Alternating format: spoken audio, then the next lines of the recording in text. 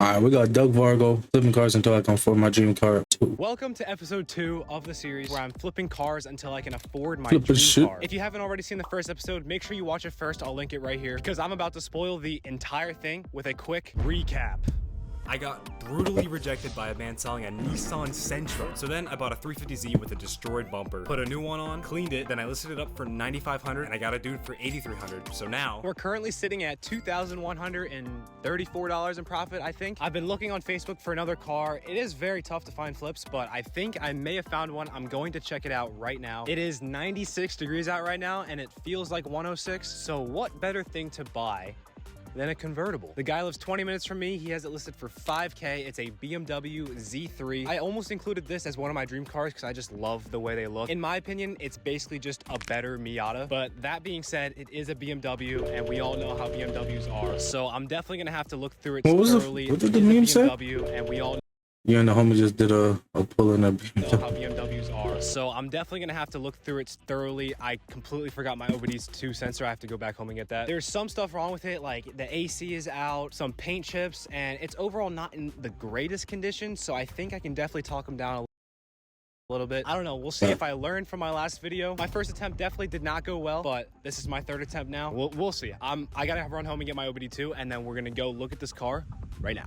Let's get to it. Let's get to it. All right, time to go. All right, guys, no cameraman for today, so I'm just gonna try and film, and I'll put a voice over it. Pretty nervous, but you know what? I'm less nervous than last time, and I think that's all that matters. As soon as I pulled up, I instantly could see what he was talking about, with the paint being pretty faded, headlights being disgusting. Other than that, though, the car ran perfectly with no lights on the dash. Look at the paint quality of this bumper. I think I could definitely restore the old paint and make this entire car shine. We then took it for like a 20-minute test drive and found that the AC doesn't work. It blows, but it doesn't blow cold. But other than that, the car ran and drove amazing. I thought about it for a little bit, and I decided I wanted to offer him $3,500, $1,500 under his asking price. So God here came damn. the moment of truth. You got listed for 49. Would you take?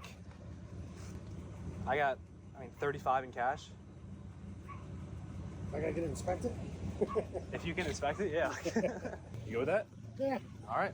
All right. Sounds like a good. deal. Okay, ignore me sweating like crazy right now because it's literally like 100 degrees out. I just shook his hand for $3,500 in cash. I think that I could probably sell this for around $5K minimum. The reason I'm not driving home in it right now is because he said that he will get it inspected for me before I buy it, and obviously I'm gonna take up on that. Especially with this car being a Damn. BMW, I feel so much What's a real better that nigga? he's getting it inspected for me, and I also think it makes a really good selling point knowing that the car was just recently inspected. I think the reason the Z took so long to sell is because I waited like a week to buy the bumper, and then I waited another week to like wait for the bumper to get here. So hopefully this one can go a little bit faster. I mean, it is an older car, so there's less of an audience for just this car versus like the Z, which I know is a lot more loved. But anyways, it doesn't mean I have to do nothing for this car. I have to correct the paint, I gotta fix the AC. I don't know how to do any of that, so I'm gonna do what any single sane person in this situation would do. Hey guys, Time to learn. Chris Fix here, and today I'm gonna show you how to Honestly, Violet. It's Violet.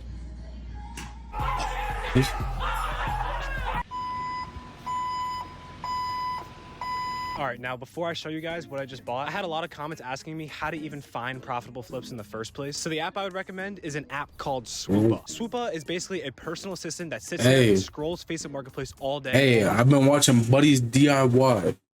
Pause.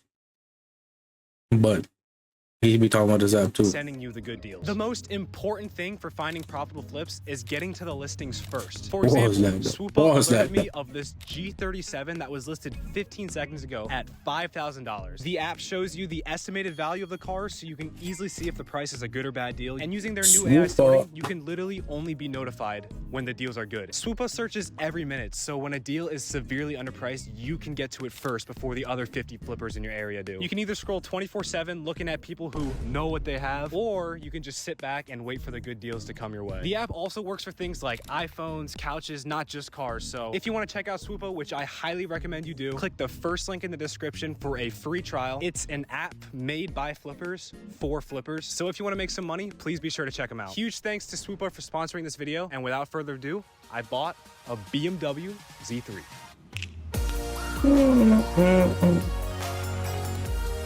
Yo, no, okay, fucking. 1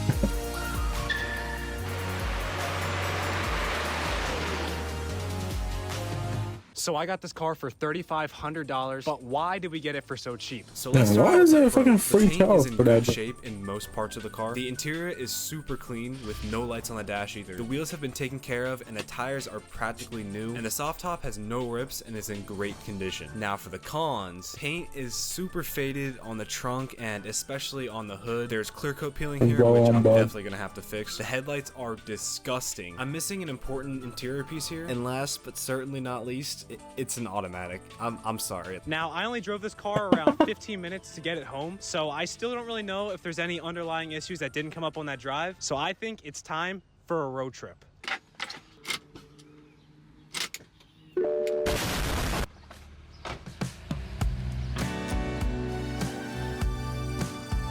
Hey, hold on, bro. You see this angle right here? He had to come back and get his fucking phone, bro. That's one thing about this shit, bro. I remember I did one time where it's like I was setting it up for the angles and shit. That shit is tedious, my nigga. Like, you set up fucking 4 or 5 angles to get one scene. I remember I said like 4 or 5 angles to leave the crib, bro. Nigga. I didn't just leave in the crib. That shit took me like 15 minutes to leave the crib, bro. So I never do it again since.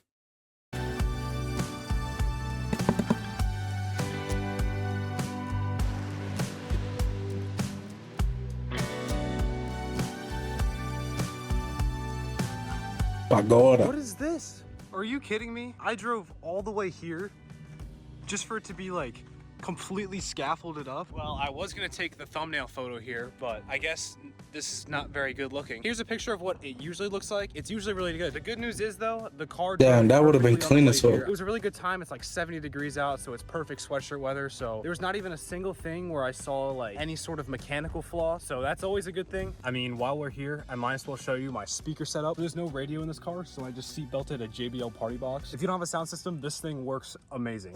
First of all, I just wanted to say thank you all so much for 700,000 views. I'm in shock. Like, this doesn't even feel real to me, but I hope. Why is this phone upside down? Series. Oh, he's using it as a mic. 99.8% of you guys aren't subscribed. Don't mind me. Don't mind me, bro. So if you want to follow me on this journey, Don't mind me, be sure bro. to subscribe. I'm gonna eat this hoagie, and now all that's left is to restore the car. First things first, I had to wash the car and Restoration. strip all oils and waxes since I'm putting a new coat on. As I started washing, the part on the hood where the clear coat was peeling got even worse. That started to worry me a little bit, so I just decided to stay away from that and not wash it. If you guys don't already have a foam cannon, I linked one in the description along with all other products I used in this video. And literally just from washing the car already looks 10 times better. I then dried the car completely to prepare it for compounding and polishing. I put a piece of tape in the middle here so you guys can really see the difference that this makes. Starting off with the compound, I applied a few drops and buffed it into the paint by hand, then I wiped it off with a microfiber towel. It was at this point I realized I bought 2 compounds, so I had to quick run back to the store to buy a polish. And now that we have one, I did the exact same thing I did for the compound, buffed it and wiped it off. And finally, it was time to protect the paint with some wax, so I waxed on, let it sit for 2 minutes, and I waxed off. Okay, now this was my first ever time doing this, so the difference here on the door isn't really that insane, but if you look at the before and after of the trunk, you can really see the difference that this makes. Let me tell you, I wouldn't wish polishing a car in the 90-degree heat on my worst enemy, only maybe like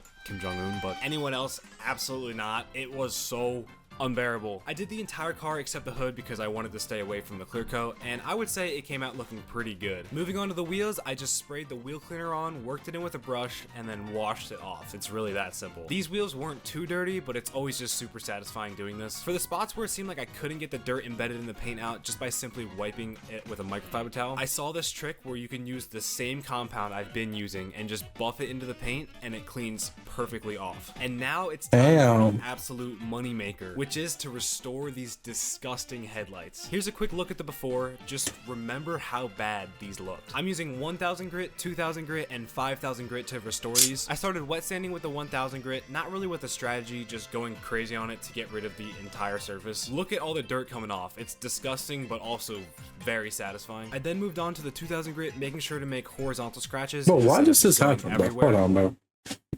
I never searched it up before. I need to search it up. I guess I got my answer. Finished it off with 5,000 grit. I don't really know if this is necessary, but these headlights needed all the saving I could get, so I just did it anyways. Then, using the same compound and polished, I buffed the headlight first with compound, wiped it off, and then did the exact same thing with the polish. And look already how much Yo, nah, that shit looks clean. It smells like when you're sick and you like are trying to breathe. You know what I mean? It does. All right.